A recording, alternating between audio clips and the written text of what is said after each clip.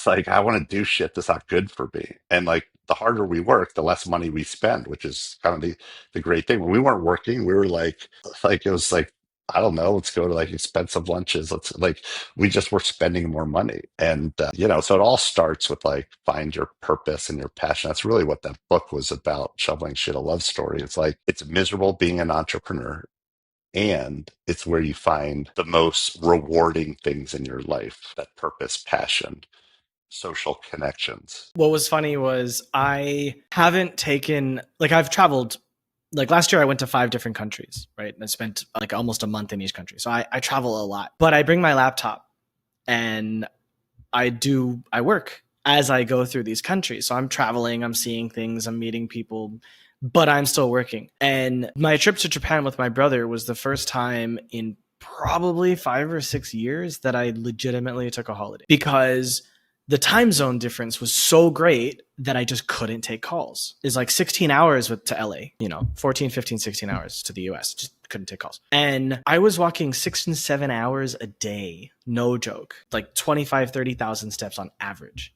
in Japan. And through all of it, I found that after like 4 or 5 days of like not working, I had so much time to think in Japan that I started working from my phone, because I brought my laptop, but I didn't work from the laptop. I brought it because we had to do some planning for like the next steps of the trip and things like that. And doing it from a phone is really difficult to do.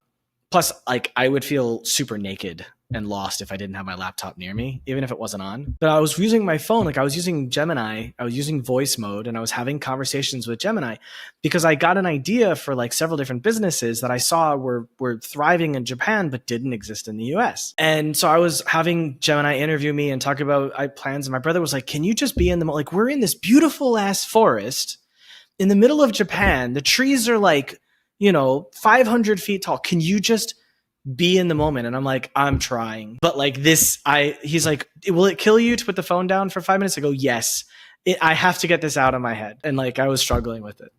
But that's how you're hardwired. Like, yeah, I'm laughing because that's like me. Like, that's all entrepreneurs. I think back to, there's this guy who was a, junior marketing manager at a company that sold coffee beans. And he says, there's a conference in Venice or Italy that I want to go to. I think it was Florence or Rome. And he goes over and he sees this like espresso culture, and he comes back and he goes, we should just sell beans. We should like open up like cafes and actually make coffee and create a place for people to Yeah, Starbucks. convened. And the company's like, "You're crazy." And it was Howard Schultz. And he said, "Fine, I'm going to do it myself." And he like literally he pitched Starbucks to his company that he was like a junior marketing person. And it was, I mean, the company was named Starbucks.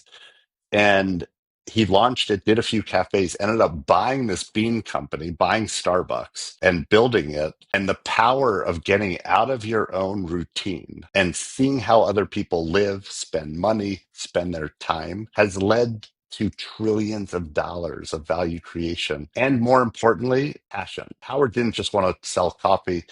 He wanted to launch this kind of really exciting cafe business, right? My friend Mark Glasserman, who's spent a lot of time in Hill Country, Texas, brought Hill Country Barbecue to New York. The name of his concept is Hill Country Barbecue. Incredible barbecue, Texas barbecue in the middle of New York City and DC and some other places, right? And so what you're experiencing is, if you're an entrepreneur, there's no other way. Like, it goes back to that movie, The Crying Game, of why did the scorpion sting the frog on the way across the river, right? Because if he stings the frog, they both die. It's in his nature. He can't stop himself, the scorpion. So they both die. It's in your nature to think like that, which really resonates to me, and I know to hundreds of entrepreneur friends of ours. So I'm vegetarian, and it's really hard in Japan as a vegetarian to eat because they make everything with fish or meat inside of it. And so I found myself eating at a lot of the convenience stores. And 7-Eleven in particular had this lotus root snack. It's a plant from Asia. Generally, it's a Chinese plant, but it's all over Southeast Asia.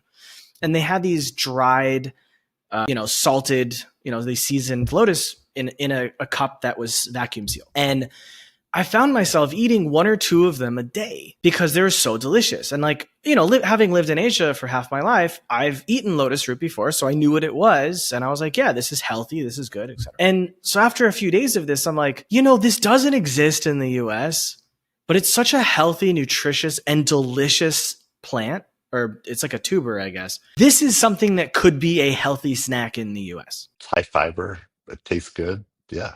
Right. So what I did was I asked Gemini, I said, tell me about the difference between the nutrition facts between potatoes and lotus roots. I want to see if there's something marketable here. Thanks for watching. If you liked this insight, I've handpicked another video for you right here on the screen. For more actionable strategies that get you real results, hit subscribe.